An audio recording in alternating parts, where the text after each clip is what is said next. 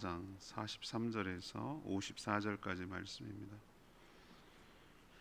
오늘은 1월 28일 목요일 아침입니다. 1월 28일자 본문 요한복음 4장 43절에서 54절까지 말씀 교독합니다.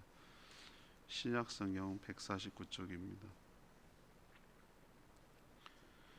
이틀이 지남에 예수께서 거기를 떠나 갈릴리로 가시며 친히 증언하시기를 선지자가 고향에서는 높임을 받지 못한다 하시고 갈릴리의 이름에 갈릴리인들이 그를 영접하니 이는 자기들도 명절에 갔다가 예수께서 명절 중 예루살렘에서 하신 모든 일을 보았음이더라.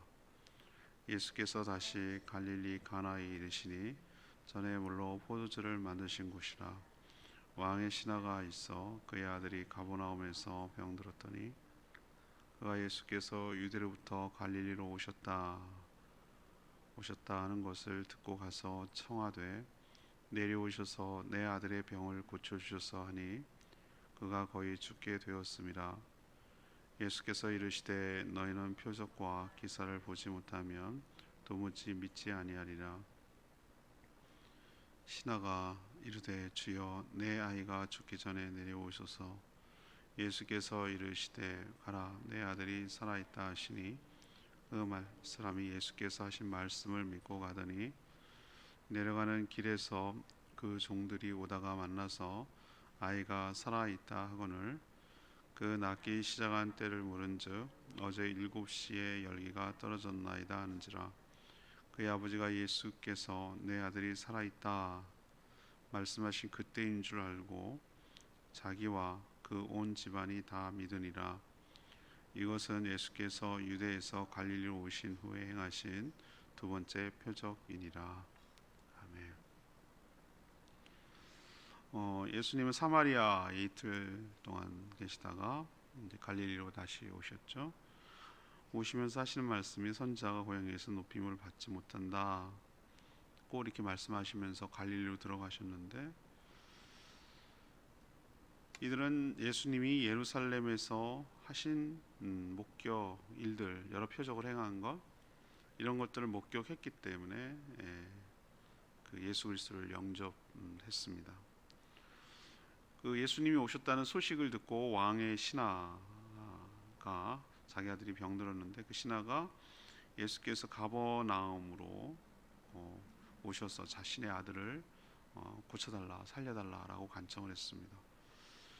예수님은 뭐라고 그러셨죠? 표적과 기사를 보지 못하면 정말 도저히 믿지 않는구나 라고 하시면서 아들이 살았으니 가라고 하셨어요. 오셔달라고. 가나에서 가버나움 꽤 걸리거든요. 오셔달라고 이렇게 얘기했는데 가지도 않으시면서 살았다 이렇게 말씀하시는 거예요. 그래서 믿고 가는 길에 신하들이 주인에게 온 거죠. 신하에게 와서 하는 말이 아들이 나았습니다. 그 시간이 예수님이 살았다라고 말하는 시간인 걸 깨닫고 그와 온 집안이 예수를 믿게 됐는데, 이게 갈릴리에서 행한 두 번째 표적이다라고 하는 내용이 오늘 내용입니다. 오늘 질문은 온전한 믿음이 되려면, 이게 오늘 질문입니다. 온전한 믿음이 되려면, 먼저 1번 43절에서 45절까지 말씀입니다. 자신이 가진 선입견을 버려야 할 줄로 압니다. 자기가 갖고 있는 선입견을 버려야 된다는 거예요. 예수님은 사마리아를 떠나서 갈릴리로 향했지만 고향이라고 할 수 있는 자라나고 형제들이 있고 자기 어머니가 계시는 나사렛은 가지 않은 것으로 보입니다. 추정을 합니다. 왜 이렇게 다니다가도 집에 고향으로 오잖아요. 한번 들리잖아요, 그죠? 갈릴리로 이왕 왔는데 오히려 갈릴리가 훨씬 가깝거든요. 사마리아 입장에서 보면, 사마리아에서 올라가는 입장에서 보면은. 근데 안 가셨어요. 그리고 하시는 말씀이 선지자가 고향에서는 높임을 받지 못한다라는 말씀을 인용하셨어요. 왜 이런 말씀을 하셨을까요? 자신들이 출생과 성장 과정을 가족들 모두 지켜봤기 때문에 다 안다고 생각을 해서 그가 메시아 예수 그리스도라는 그의 권위, 그의 실체를 믿기가 쉽지가 않은 거예요. 인정하기가 쉽지가 않은 거예요. 실제로 예수님의 고향 나사렛 사람들은요, 나중에 보니까 예수님을 향해서 뭐라고 표현한 줄 아세요? 믿을 수가 없는 거예요. 이 매가 그리스도라고 뭐 이러니까 그런 분위기예요. 아니 저 사람 목수의 요셉의 아들이 아니냐 이렇게 하는 거예요. 이제 깔아보는 거, 내려보는 거죠. 형제들, 예수님의 형제들 누이들도 지금 자신들과 함께 살고 있는데 쟤가 뭘 어디 갔다 한번 나갔다 오더니만 뭐 메시아라는 둥 그리스도라는 둥, 그러니까 그게 믿어지지가 않는 거예요. 나다나엘, 여러분 예수님의 제자된 바돌로베라고 추정되는 이 나다나엘 여러분 아시죠? 제가 주일날 설교도 했는데 이 나다나엘이 뭐라고 그랬습니까? 빌립이 내가 그리스도를 만났다라고 말하니까 뭐라고 대뜸 그러죠? 아니 나사렛에서 무슨 선한 것이 나오겠느냐라고 한 거예요. 여기 말에서 느낄 수 있는 거 여러분 아시죠? 그런 시골 촌동네에서 예루살렘 근처도 아니고 무슨 그 북쪽에 그것도 뭐 가버나움 정도, 그 북쪽 갈릴리 중심지가 우리로 치면은 뭐 부산 정도? 서울 사람들은 부산도 그걸 깔아보는데 부산도 아니고 무슨 뭐 지역적으로 표현하면 안 된다.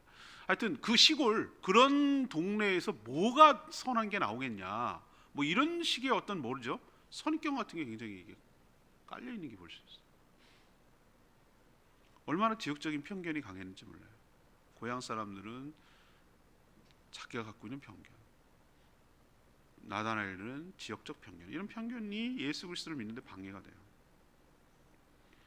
이에 비교해서 사마리아 수가성 동네 사람들 보세요. 직전에 있었던 이틀 동안 머물러 있었다가 하는 이 동네 사람들 보시라고요. 이들은 상대적으로 뭐가 없는 거죠? 선입견이 없어요. 선입견이 없다고요. 그렇죠? 자기가 잘한 것도 아니고 오히려 놀라는 거예요. 유대인들이 우리를 상종도 안 하는데 나랑 예의를 걸었다고? 이 여자한테 더더구나 여자한테는 말도 안 거는 분위기였는데 말을 걸었다고? 다 안다고? 이런 호기심을 갖고 오픈된 마음으로 영접을 하잖아요. 예수 그리스도를 맞아들이잖아요. 그리고 그분의 이틀 동안 말씀을 듣고 예수를 믿잖아요. 그러니까 우리가 갖고 있는 선입견, 편견 이런 것들이 얼마나 우리를 그 예수 그리스도를 믿고 알게 되는 것에 굉장히 장애물이 되는 거예요. 오히려 걸림돌이 되는 거예요.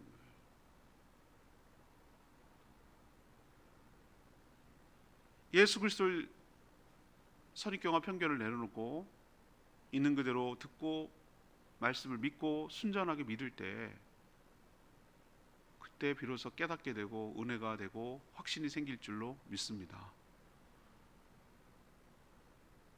피아노를 제가 가르쳐 보면, 옛날에 알바도 했거든요. 어서 이상하게 어설프게 야매를 배워갖고 온 사람이 교정하기가 더 힘들어. 차라리 아무것도 모르는 게 나아요. 처음부터 백지에다 그리면 돼요. 그게 훨씬 쉬워요. 처음부터 하나부터 다시 해요. 잘못된 것을 교정하는 게 훨씬 더 어렵습니다. 저는 신앙생활도 마찬가지라고 생각해요. 어디서 첫 출발을 하냐가 굉장히 중요한 것 같아요. 어떤 분위기에서 자랐는가. 저희 교회가 완벽하다고 저는 생각하진 않아요. 늘 부족하고 여러 가지 면에서 미숙한 점이 많아요. 그렇지만 말이죠, 이렇게 자기가 그게 옳고 그름을 떠나가지고 자기가 갖고 있는 그게 맞다고 주장하는 거예요. 그게 본질적인 문제도 아닌데 그냥 그거는 그 교회의 형편에 맞춰서 이렇게 하는 것인데, 제가 그런 소리 듣고 충격받았습니다. 우리 교회는 그 과정을 내가 다 입으로 설명하기가 너무 힘들어갖고 그러는데, 여기는 새벽 기도도 안 하고 아침 기도회 한다고, 이단이라고. 근데 그 말 듣고 얼마나 충격받았는지 여러분 아세요? 그 앞뒤 가리지도 않고 그냥 그 있는 것만 보고 선입견과 편견을 가지고 그냥 딱 단정적으로 얘기하는 거예요. 정말 무섭다는 거예요.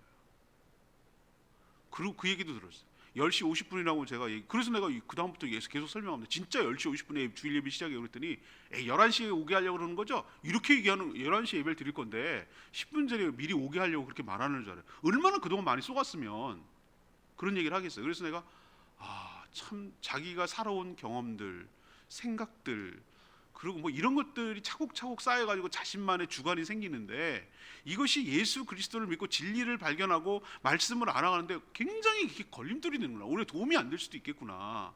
아무것도 모르는 사람들은 그러면 그런가 보다. 그러면 그런 순전한 어린아이 같은 마음이 있잖아요. 그래서 오히려 더 훨씬 더 신앙생활하는데 두렵죠. 저는 처음 예수 그리스도 우리 교회 와서 믿게 되는 사람들은 그냥 하라는 대로 따라하니까 그냥 그대로 그게 그건가 보다 하고 생각하고 이게 교회인가 보다라고 생각을 하고 그냥 따라하니까 어떤 때는 더 책임감을 느끼죠.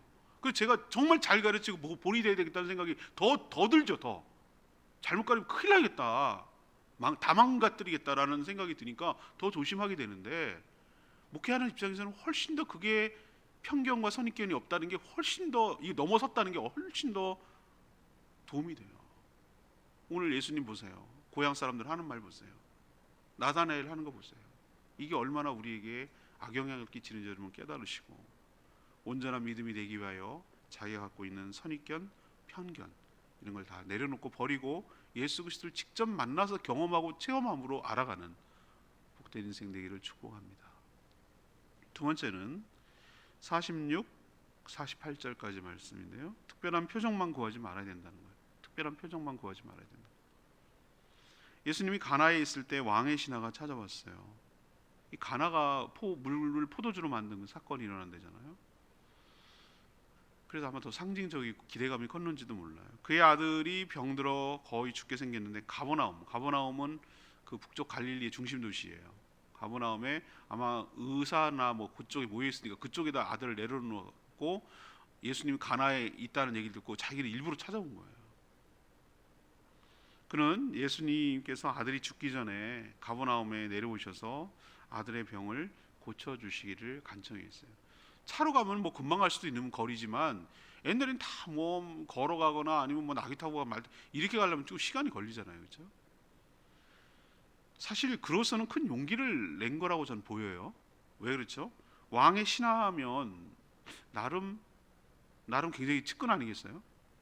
그렇죠? 그때는 왕정제도였잖아요. 헤롯 왕이 얼마나 세도를 부렸습니까? 우리는 왕정제도 아닌 대통령제도도 불구하고 측근이라고 하면 얼마나 세도를 부리고 문제를 일으키는데, 그 당시만 해도 굉장히 높은 왕의 신하라고 표현하는 걸로 봐서. 근데 그게 뭔 소용이 있어? 아들을 높은 지위가 살립니까? 아들을? 왕인들 살리겠어요? 아들이 죽어가는데? 그러니까 자존심이고 체면이고 뭘 또 내려놓고 아들을 너무 사랑하고 살리고 싶으니까. 그래서 예수님의 소문을 듣고 친히 찾아와서 뭐 누구한테 시키는 것도 아니고 친히 와서 간구하고 간청하는 거예요. 다 자존심 내려놓고. 그런데 예수님의 반응이 신하의 기대대로 움직이지 않는 거 여러분 보이시죠? 예수님 뭐라고 오늘 48절에 이런 표현을 했어요. 너희들은 도대체, 이건 약간 책망기가 있는 거예요. 표적과 기사를 보지 않으면 도무지 믿질 않는구나. 너희들은 뭐가 이렇게 센세이션하고 뭔가 특별한 그래야만 믿는 사람들이구나라고 그 믿음 없음에 대해서 뭐라고 좀 나무랜 것 같아요. 책망한 것 같아요.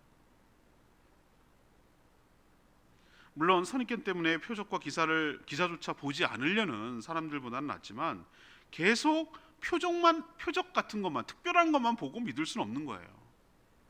특별한 체험만 추구하다가 보면 아주 불건전한 신비주의에 빠질 수 있는 가능성이 매우 커요. 제가 이거 목회하면서 제가 그걸 부정하진 않는데 얻는 이득보다 잃는 게 훨씬 더 많다는 걸 제가 깨달은 거예요.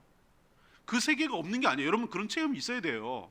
하나님께서 특별히 은혜를 주세요. 그렇게 확신을 갖게 하기 위해서 내 몸으로 체험할 수 있도록 두시고 느끼도록 해주시고, 정말 이건 하나님이 하셨다라고 느낄 수밖에 근데 그거는 제 생각이에요. 이거는 여기 성경 좀 수준이 안 되고 하수에게 보여주는 거예요. 그렇게밖에 하지 않으면 안 믿을 사람들, 그걸 좋아라 하지 마세요. 저는 그렇게 생각 안 해요. 저는 하나님의 말씀으로 믿어지는 것이 진짜 은혜라고 생각하는 줄 압니다. 특별하지 않아도 일상적으로 잘 말씀대로 살아내는 게 진짜 훨씬 더 큰 능력이고 은혜라고 저는 확신하는 사람이에요. 잠깐 잘할 수 있어요. 반짝 잘하고 막 할 수 있어요. 그러나 은근하게 끝까지 평생 동안 꾸준하게 잘하는 게 더 힘들어요. 훨씬 힘들어요. 전 그게 은혜를 입었다고 생각하는 사람이에요. 그러니까 이 예수님의 책망을 우리가 좀 들어야 될 필요가 있습니다. 우리는 막 뭔가 신기하고 말이지, 뭐 특별한 꿈을 꿨느니, 뭐 특별하게 뭐 일이 터졌느니, 뭐가 하나 막 뚝 떨어졌느니, 뭐가 확 달라졌느니, 막 그런 것만 하나님의 은혜라고 생각해요. 왜 그것만 하나님이에요? 우리가 오늘 요즘 코로나 겪으면서 여러분 느끼잖아요. 우리가 평범하게 살아갔던 일상이 얼마나 하나님의 큰 은혜였는가. 우리가 밥 먹고 편하게 사람들 만나고 말이죠, 자유롭게 그렇게 살았던 그것이 당연하지. 이게 아니지. 그게 당연한 게 아니었지. 그게 얼마나 하나님의 큰 은혜였는지를 여러분 깨닫잖아요. 그게 기적이고 은혜 아니에요? 일상이 계속 유지되고 살아간다는 게 기적이고 은혜 아니겠어요? 그 예수님의 말에 저는 이 말씀을 묵상하면서 굉장히 마음이 크게 그렇지, 왜 이들은 꼭 그런 것만 구할까? 왜 이런 것만 찾고 다닐까? 왜 이런 것만 하나님 은혜고 특별하게 하나님 개입했다고 생각할까? 왜 일상은 하나님이 개입 안 한다고 생각할까? 사랑하는 여러분, 믿음은 기적을 통해서 믿는 게 아니고요, 예수님 그 자신을 믿는 것이고요, 예수님이 하신 말씀을 믿는 것인 줄로 믿습니다. 그게 믿어지면 그게 은혜예요. 저는 말씀이 믿어지거든요. 말씀 가운데 지혜가 생기거든요. 진짜 이건 내 거짓말하는 게 아니에요. 진짜예요. 말씀을 10년 동안 여러분들 읽는 것만 해도 은혜가 된다고 하는데, 그렇죠 여러분? 통독만 계속해도 하는데, 저는 이거를 얼마나 글로 적어야 되고 여러분 전해야 되니까 얼마나 많이 곱씹고 또 생각해보고 곱씹고, 그걸 또 여기 제가 부임해서 요한복음 이 부분을 세 번째 공식적으로 기도회 때 한 거예요. 부임만 해서, 그 전간 제외하고. 그래서 홈페이지에 3이라고 나온 것은 세 번째 묵상한다는 뜻이에요. 그러니 매번 하는 게 얼마나 그렇게 했어요. 그런데도 그때마다 은혜가 되고, 그때마다 새롭게 다가오고, 그때마다 안 보였던 게 보이기 시작하고, 그때마다 나에게 그때마다 말씀해 주시고, 그게 보인다고요. 이건 경험해야 하는 거예요. 보인다고요. 하나님의 말씀은 살아있다고요. 하나님은 항상 말씀을 통해 나에게 말씀하신다고요. 이런 얘기를 하면은 목사님이 헛소리하는, 이렇게 생각하는데, 이걸 어떻게 설명하겠어요? 경험해봐야 하는 것이 진짜예요. 하나님은 말씀을 통해 얘기해 주세요. 지혜를 주시고 나에게 찾아오세요. 말씀을 듣는 순간, 여러분 듣는 순간 내 음파가 귀를 이렇게 때리는 게 아니라 내가 이렇게 들어가는 거예요. 내 속으로, 내 안으로, 내면으로, 내 영혼으로 들어가는 거예요. 저는 말씀을 전하면서 또 들어요. 나도 말하면서 또 제 얘기를 들어요. 그러면서 내가 말씀을 먹는 거예요. 영의 양식을 먹는 거예요. 하나님의 은혜를 먹는 거예요. 예수 그리스도의 영의 양식, 생명의 떡이신 예수님을 먹는 게 이거예요. 말씀을 먹는다는 게 뭐겠어요? 말씀을 지금 내가 먹고 있는 거예요. 여러분들 식사하고 있는 거예요. 영의 양식을 채우고 있는 중이에요. 그래야 내가 삽니다. 그게 힘이 됩니다. 특별식은 가끔 드시고 매일매일 먹는 밥이 보약입니다. 여러분 말씀의 은혜를 받고 특별한 표적만 구하며 살아가는 그런 균형이 상실된 그런 신앙생활을 하지 않게 되기를, 추구하지 않게 되기를. 신령하지 않아요 여러분. 그리고 신령하지 않습니다. 제가 분명히 말씀드리지만, 그렇게 뭐 특별하게 경험하고 이런 사람들 신령하게 보이죠? 포장하지 마세요. 일상에 잘 살아나는 사람이 훨씬 더 신령한 사람이에요. 세 번째는 49절에서 54절까지 말씀을 듣고 믿음으로 행해야 합니다. 그래야 온전한 믿음이 됩니다. 예수님은 왕의 신하에게 아들이 살아있다 이렇게 하자 앞에 책망이 있잖아요. 너희들은 도대체 표정만 아니고는 믿지 않는다. 이 말 듣고 좀 마음에 걸렸나 봐요. 그렇지, 왜 표정만 믿을까? 주님 말씀이 그렇다면 그런 줄 알지 라고 생각을 했던 것 같아요. 왕의 신하가. 그래서 말씀을 믿고 갑니다. 해결점은 예수님 안 가요. 안 따라가고 있어요 지금. 근데 자기를 어디로 갑니까? 가버나움으로 가는 거예요. 허탕이잖아요. 아니에요. 믿음이 생긴 것 같아요. 믿음이. 그래서 기대감이 생기고 가는 길에 그의 종들과 만나서 아들이 살아났다, 열이 떨어졌다 라는 소식을, 아마 열병이 걸렸던 거예요. 그때 지금도 마찬가지지만 모기로 매게 되는 말라리아 같은 건 열병 있잖아요. 열이 올라가는 거 굉장히 위험하거든요. 옛날에는, 지금도 마찬가지, 열이 올라가면 아이들은 굉장히 위험합니다. 근데 뭔지는 모르지만 열이 나게 하는 거는 엄청 병이 많잖아요. 우리 몸에서 뭔가 이렇게 이상이 들어오면 그걸 이겨내려고 열을 일부러 발생을 시키거든요. 근데 열을 발생시키면 단백질이, 여러분들 결함이 흰자가 바뀌어지는 것처럼 열이 고열이 되면 우리 몸도 단백질로 구성되어 있기 때문에 변이가 되면 그게 이제 위험해지는 거거든요. 그래서 열 나는 자체가 위험해요. 그런데 열이 떨어지는 시점을 중요하게 여겼거든요. 근데 시점을 기록하고 있어요. 어제 7시입니다 라고 하면 7시가 몇 시입니까? 이제는 눈치챘죠? 아침 오전 6시가 얘네들이 0시라고 그랬잖아요. 0시.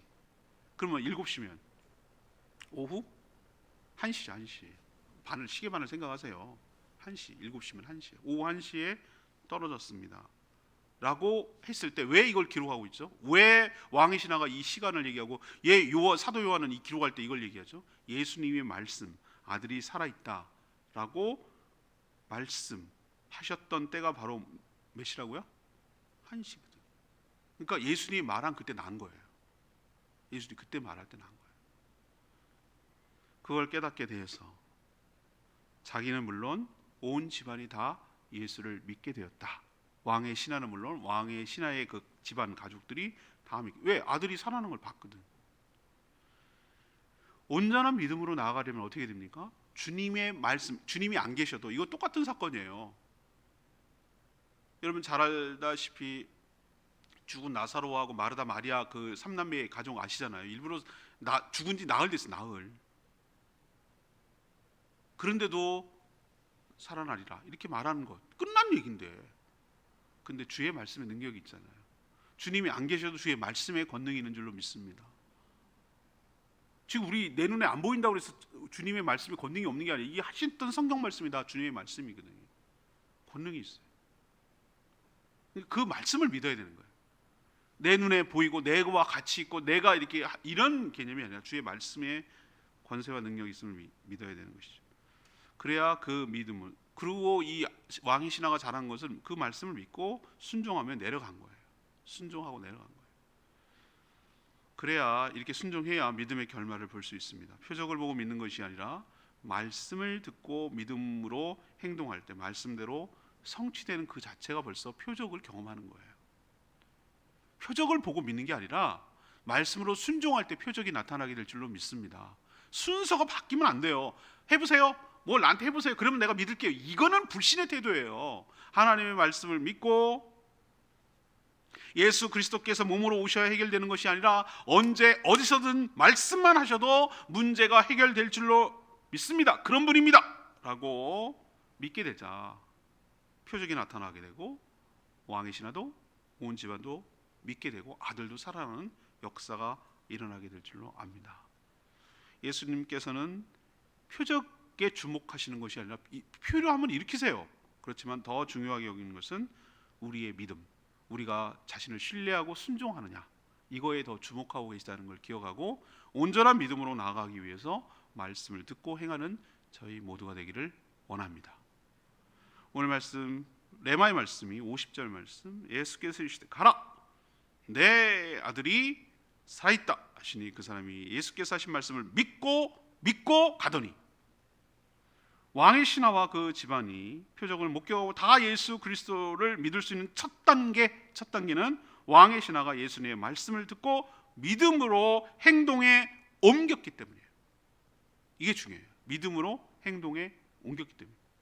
그냥 어떤 사람은 행동할 수 있어요. 그건 믿음으로 행동하는 게 아니라 그냥 자기 멋대로 하는 거예요. 그건 믿음의 행동이 아니에요. 믿음으로 행동한다는 것은 아직 일어나지 않았지만, 믿음은 바라는 것들의 실상이요 보지 못하는 것들의 증거라고 그랬어요. 미래의 일을 현재처럼 된 것처럼 행동하는 게 믿음이에요. 미래의 일인데 아직 되는 거 한 것도 없어요. 하나도 이루어지지 않았어요. 그런데 마치 그게 기정사실화된 것처럼, 그걸 반드시 그렇게 일어날 것처럼 여기면서 그것을 마치 그렇게 된 것처럼 생각하고 된 사람인 양 그렇게 행동하는 것을 믿음이라고 그러는 거예요. 내일 비가 온다는 게 반드시 확실하다 라고 하는 사람은 우산을 준비하는, 이게 믿음이에요. 제 말 이해하시겠어요?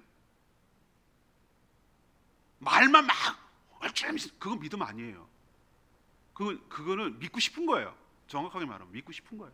안 믿어지니까 막 믿고 싶어 갖고 막 큰 소리 치고 막 이러는 거예요. 그거는 믿는 게 아니에요. 그냥 믿는 사람들은 막 큰 소리 안 해도, 여러분 진짜로 믿겨지면 그렇게 합니까? 뭐 막 믿습니다 그렇으면 이렇게 말합니까? 그냥 진짜로 믿는 사람은 그냥 당연하게 자연스럽게 생각을 하고 그거를 대비하며 살아가잖아요. 그렇죠? 이게 진짜 믿음이에요. 자연스러워요. 믿음은 뭐 당연한 걸 갖고 왜 묻냐는 식으로 이렇게 얘기하고 표정을 해요. 남들이 보면은 그 믿음이 기가 막힌데 그걸 넌 믿는다고? 이렇게 생각할지 모르지만 진짜 믿음이 좋은 사람은 당연하게 여겨요. 그거를. 이게 쌓여야 됩니다. 경험치가 쌓여야 돼. 믿음도 학습되는 거거든요. 저는 학습된다고 봐요. 믿음도 경험이 쌓여야 돼요. 하나님께서 여러분들에게, 우리가 지금 하나님을 경험하는 삶 공부하고 있는데 왜 이게 필요하냐면은 쌓여야 믿음이 신뢰가 생기거든요. 한 번에 안 믿어져요. 학습이 돼야 돼요.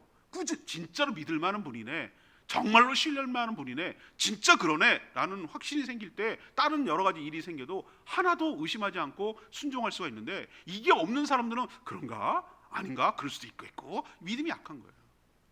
그러니까 자기가 자기 수로 대비를 해놓는 거, 꼼수를 쓰는 거예요.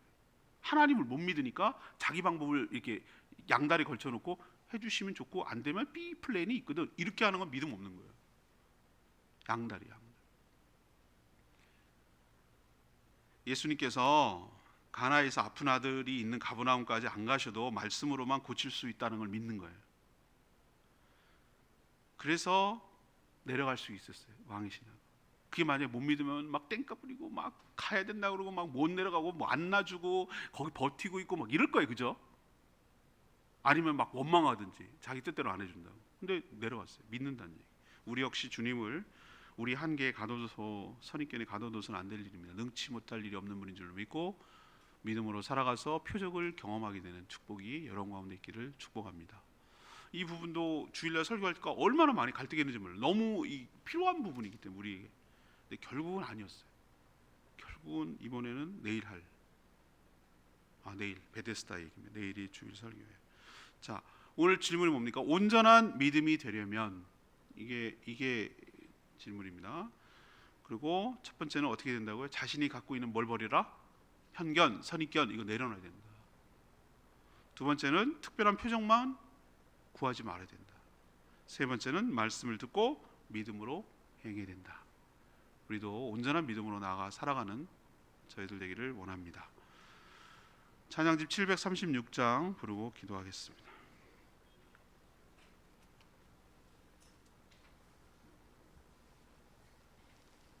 찬양집 736장 나의 기도하는 것보다 찬양합니다.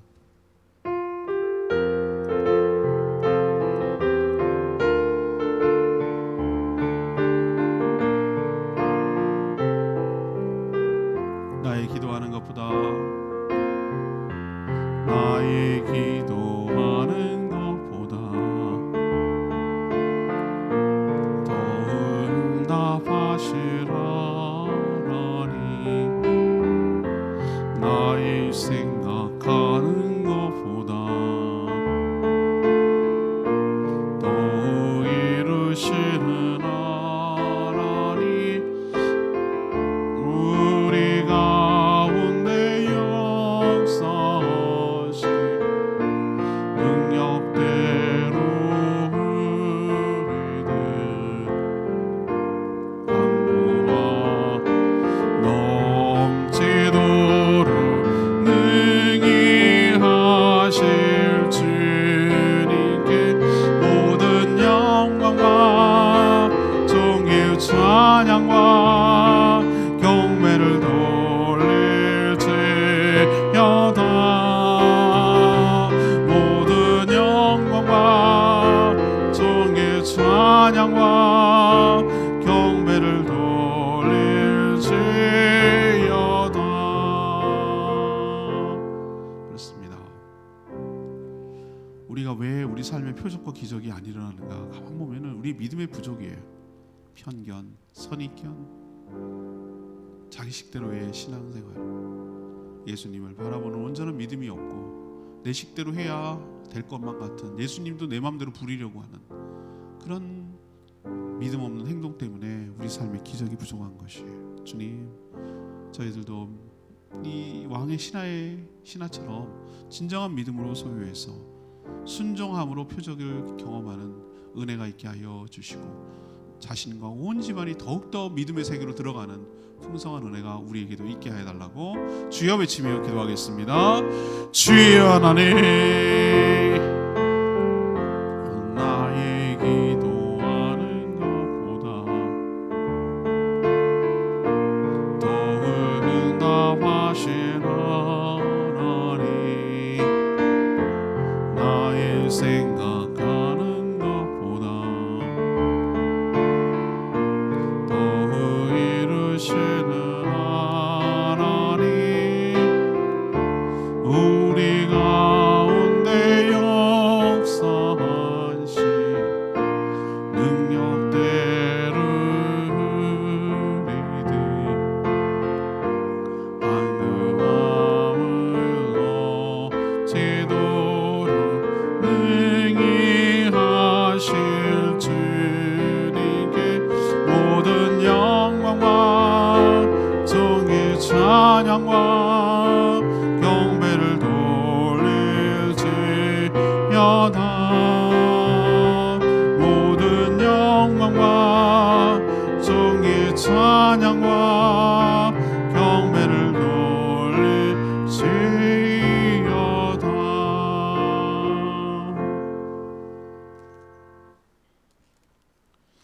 저희도 주님을 온전히 신뢰하며 그래서 표정을 경험하기를 원합니다. 저희들이 가진 모든 편견, 선입견을 다 버리게 하여 주시옵소서. 주님을 만나 경험하지도 않고 자신이 가진 경험이나 지식으로 주님을 제한하지 않게 하여 주시옵소서. 표적은 분명 하나님이 행하신 일이지만 표적만 추구하는 잘못된 신앙 같지 않게 하여 주시고, 표적 없어도 말씀으로도 신뢰하며 믿고 순종하는 저희들 되게 하여 주시옵소서. 주님은 우리와 달라 시간과 공간의 제약을 받지 않으심을 믿습니다. 말씀에 권능이 있는 줄로 믿습니다. 말씀만 하셔도 해결될 줄로 믿습니다. 저희들이 믿음을 가지고 순종하며 놀라운 은혜와 표적을 경험하게 하여 주시옵소서. 오늘도 하나님 앞에 간구하는 모든 기도마다 응답하여 주시고 주님과 동행하는 복된 하루 되기를 소망하옵고 예수 그리스도의 이름으로 축복하며 기도합니다. 아멘. 오늘 하루도 주님의 은혜 가운데 살기를 축복합니다. 혹시 내일 폭설 때문에 오늘 녹화를 할 수도 있습니다. 상황을 봐서 내일 단톡방에다 알려드리겠습니다. 충분히 기도하고 하루 시작하겠습니다.